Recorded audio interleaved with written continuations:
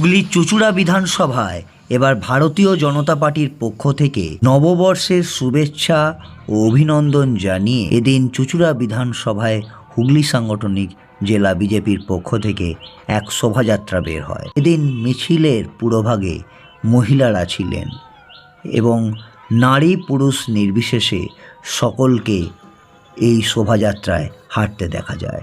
রীতিমতো ঢাক ঢোল পিটিয়ে এবং পথচারীদেরকে মিষ্টি বিতরণ করতেও দেখা যায় বিজেপির পক্ষ থেকে। কি বলছেন বিজেপির নেতৃত্ব, দেখে নেব সেই এক্সক্লুসিভ প্রতিবেদন সিঙ্গুর টিভি নিউজের পর্দায়।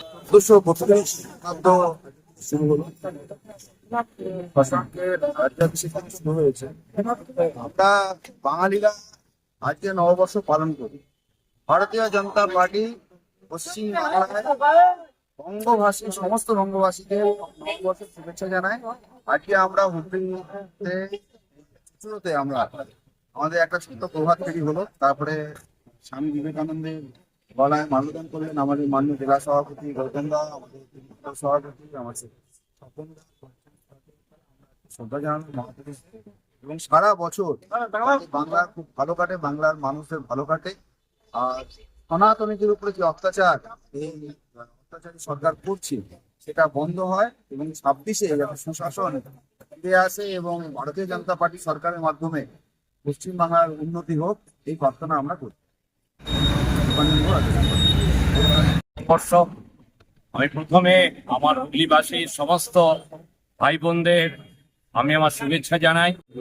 যারা বড় আছে তাদের আমি প্রণাম জানাই, যারা ছোট আছে তাদের আমি আশীর্বাদ জানাই, তাদের ভালোবাসা জানাই। এই বছর সবাইকার শুভ হোক। আজকে আমাদের চতুর্দিকে আমাদের ব্যবসায়ী ভাইরা আজকে হাল খাতা পুজো করছে। আজকে ভারতীয় জনতা পার্টিও হাল ফেরানো খাতা, আজকে হাল খাতা পুজো যেটা আমরা সেটা হাল ফেরানো খাতা আমরা পুজো করছি। এবং আমরা চাই যে আজকে এই যে 1432 সাল, এতে সমস্ত অপশাসন দূর হোক এবং মানুষের মধ্যে সুখ সমৃদ্ধি আসুক। আজকে হিন্দুদের ওপর যে অত্যাচার হচ্ছে সেই হিন্দুদের ওপর অত্যাচার বন্ধ হোক। আজ মা বোনেদের যে সুরক্ষা নেই, মা বোনেরা সুরক্ষা পাক। আজকে ভাই বোনেদের হাতে কাজ নেই, তারা কাজ পাক। মানুষ যাতে সুখে শান্তিতে বসবাস করতে পারে, সেই জন্য আমরা বাংলায় আজকে সোনার বাংলা তৈরি করব, আমরা রামরাজ্য তৈরি করব।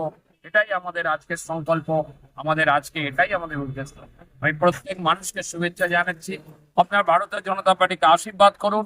আর 1432 সালে এই যে অপশাসন চলছে, অপশাসনকে দূর করে ভারতীয় জনতা পার্টিকে ক্ষমতায় নিয়ে আসুন, এটাই আমার অনুরোধ আপনাদের কাছে।